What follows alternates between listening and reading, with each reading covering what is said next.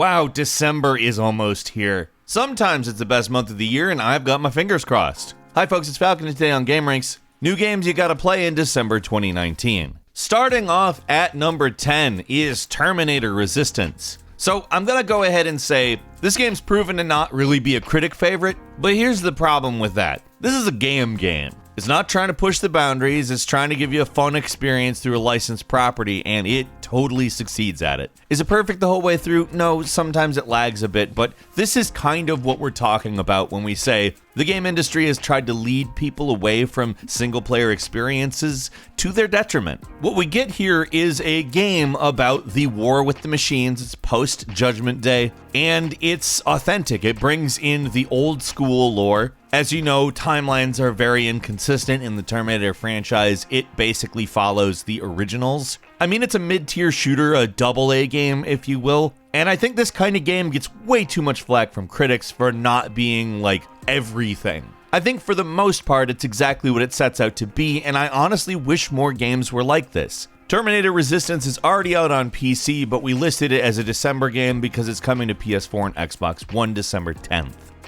Moving on to number 9 is Boneworks, an experimental first-person physics shooter puzzle game made for VR that actually looks really sweet. Like, what it looks like is basically what you say if an FPS was a VR game. Up until now, we really haven't seen anything quite this extensive, I think. You're really able to interact with the environments on a high scale, and I think that's really what sets it apart from a lot of stuff. I mean, not that Pistol Whip VR is not cool, it's very cool. But Boneworks looks like it sort of continues the spirit of Half-Life in some ways, developing physics puzzle technology as well as giving you a good first-person shooter. The story puts you against a corporation's AI, but really the charm of this game is the gameplay. What we've seen, I cannot wait to experience, and I hope you're excited to try out Boneworks as well if you got VR. It's hitting on Steam December 10th. Moving on to number 8, both Halo Reach and Halo the Master Chief Collection are hitting on PC December 3rd. Halo Reach will also be hitting Xbox One on December 3rd. So in every way, the Master Chief Collection is as good as you get as far as all of the games. That actually comes with Halo Reach, as well as Halo Combat Evolved, Halo 2, Halo 3, Halo 3 ODST, and Halo 4, and it's $40, but if you're just wanting Halo Reach on its own, it's $9. These are absolutely reasonable prices for the package you get. It's the most updated versions of the games. You get the anniversary editions of Halo 1 and 2, for instance, in the Master Chief Collection. Like, when this was announced, people were sending pizza to the 343 Industries offices because, frankly, it's a good collection. People want it for PC really bad, and it's pretty awesome that it's finally landing there. Halo Master Chief Collection and Halo Reach will be hitting PC. Halo Reach will be hitting PC and Xbox One as well as a standalone on December 3rd. Moving on to number 7, it's Darksiders Genesis, a top-down hack and slash with a lot of fun gun action, which is actually considered a spin-off slash prequel in which Strife, the fourth horseman of the apocalypse, will team up with War, another horseman of the apocalypse, to wipe out their kind at the behest of the Council. It's a little more complicated than that, obviously, but what we're getting is what looks to be an incredibly good top-down setup to all the events of the Darksiders series, which, by the way, is typically done through third person. However, the gameplay of this doesn't look drastically different to me. From what it looks like, it seems a lot like it leans into the more traditional hack and slash stuff while not abandoning the kinds of attacks and big chaos that you can cause in a Darksiders game. And frankly, I'm really excited to play it. Darksiders Genesis is coming to PC and Stadia on December 5th.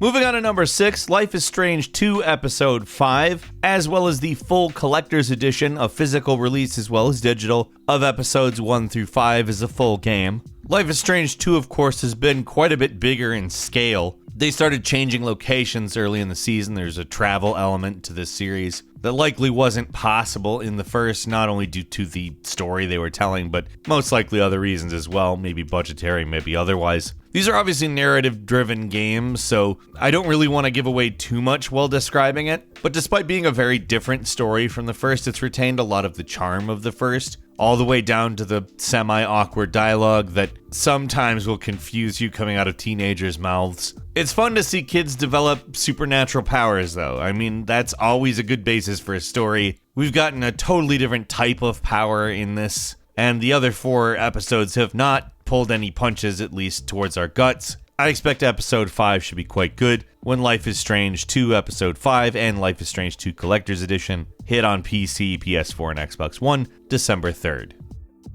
Moving on to number 5, Detroit Become Human is actually hitting the PC this month, and that's good because Detroit Become Human is a very interesting game. Now, is it flawless? No, not at all. But to call it ambitious would be a massive understatement. Now again, this is a narrative-driven game, and most narrative-driven games put an emphasis on choice. However, Detroit Become Human puts a much bigger emphasis on it. Small choices can have big effects, stuff that you would never expect in a million years. And when you're talking about the story of a bunch of androids basically searching for a reason to exist, a justification, to lean so far into choice is probably the best storytelling decision. I think really the best part about the game is just that at almost every point it feels believable, and when you're trying to immerse yourself in a story that is addressing the nature of human existence, that's probably one of the bigger concerns. So yeah, I'm not going to call it flawless or anything. It does have its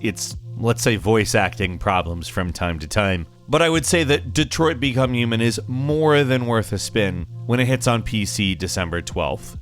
Moving on to number 4, it's Arise, A Simple Story, the story of a dead man recounting the events of his life as he's in limbo between life and the afterlife. Simple setup, time-based platformer in execution. Now, as a platformer fan, this is something that I'm actually quite a bit looking forward to. I liked Braid and its time mechanic, and I don't think that this is entirely dissimilar from what I've seen visually, except I would say it maybe looks a little more streamlined than Braid, which I think will both work as an advantage and a disadvantage. The platforming to me looks like mid-90s platforming, but what stands out is there's stuff like a level where the actual level happens over the course of 12 seconds and you have to pause, rewind, and stop time to platform through falling stuff that you have to position by controlling time. To me, this stuff looks really fun and innovative, and it's also just gorgeous to look at. It's got a lot of color, it's got a nice simple aesthetic, and I will definitely be playing Arise, A Simple Story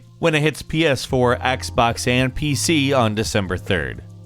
And at number 3, Jurassic World Evolution Return to Jurassic Park DLC. If you're aware, Jurassic World Evolution is a business sim. The whole point is constructing and managing a dinosaur park, and Return to Jurassic Park actually is a new scenario for it, in which, following the events of the film, that is to say 1993's Jurassic Park, the original, you return to Jurassic Park and work to reclaim the park from the dinosaurs, rebuild it, and essentially turn it into your ideal Jurassic World Evolution business sim type location. What's cool is the actual film cast. Sam Neill, Laura Dern, and Jeff Goldblum all reprise their roles, as well as others. And ultimately, in some ways, it's actually a bit of a sequel to the original film. Not necessarily the kind of sequel Jurassic Park 2 was, but something interesting and cool to see nonetheless. Jurassic World Evolution Return to Jurassic Park will be hitting PC December 10th.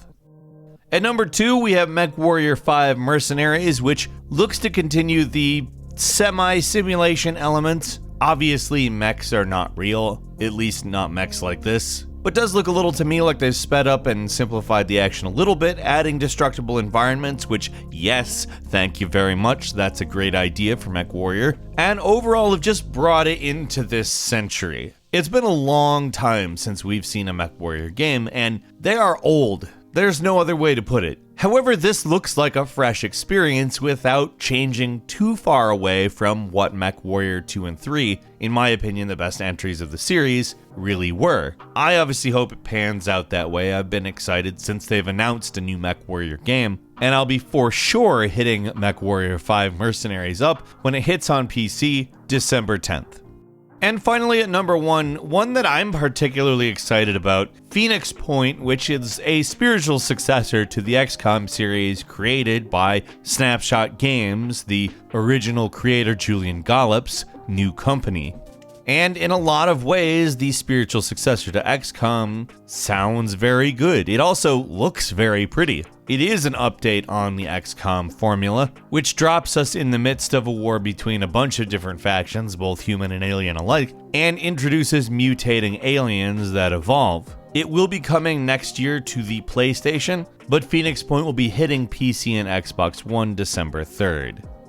Couple of quick bonus games for you. Call of Juarez Gunslinger is heading to the Switch, which is quite fun, a game I really enjoyed when it came out back in 2013. Basically a Western-themed first-person shooter that really just has a ton of personality and great level design. That's hitting Switch December 10th. Also hitting Switch in December is Alien Isolation, which is probably the best game from the Alien franchise, period. It's a game that does survival horror so well, and just creates this atmosphere that is so immersive and authentic to the world established in the original film. Alien Isolation's hitting Switch on December 5th. And finally, Wadham, the new game from the Katamari Damacy creator, is basically a very goofy action game that involves making friends with everything from trees to toilets. Katamari Damacy is a series that just has given us so many good things. I'm eager to try a new idea from the creator. Wadham is hitting Windows and PlayStation 4 December 17th. What are you going to play in December? Leave us a comment, let us know what you think, and if you like this video, please click like. If you're not subscribed, now's a great time to do so. We upload brand new videos every day of the week, and the best way to see them first is, of course, a subscription. So click subscribe, and don't forget to click the notification bell. As always, we thank you very much for watching this video. I'm Falcon. You can follow me on Twitter at Falcon the Hero, and we'll see you next time right here on gameranx.